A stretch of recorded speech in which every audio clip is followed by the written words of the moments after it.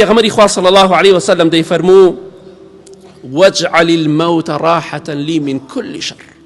خوایە مردن بکەیتە مایی ڕزگاربوون و ئیسراحەتم لە هەموو شەڕ و خراپەیەک، واتە لە دوای مردنم تەواو ئەوەی ناخۆشی و ناڕەحەتی بێ نەیبینم.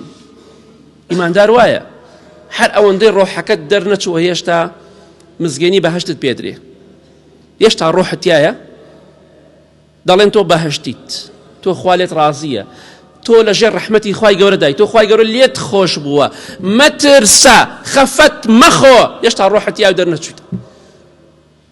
کەواتە دەیفەرموو خوایەگیان مردن بکەیتە ئیسراحەت و خۆشی بۆ من. تۆش دوعا کە بڵێ خوایەگیان لە دوای مردنم هەموو ژیانە بەس خۆشی بێت.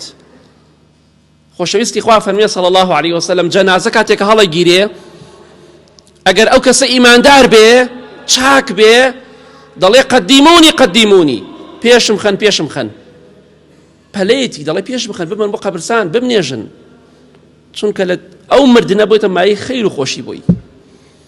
ئەو مردنە مزگەنی خۆشی پێدراوە، پێی خۆشە بگاتە خزمەتی خوای گەورە.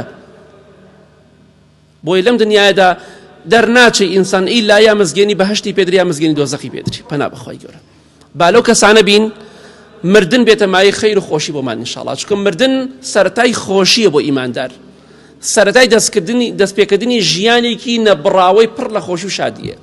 بۆ ئینسانی خوانەناس و خراپەکاریش سەرەتای ژیانێکی پڕ لە عەزاب و ئازار و مەینەتی و نەکبەتیە.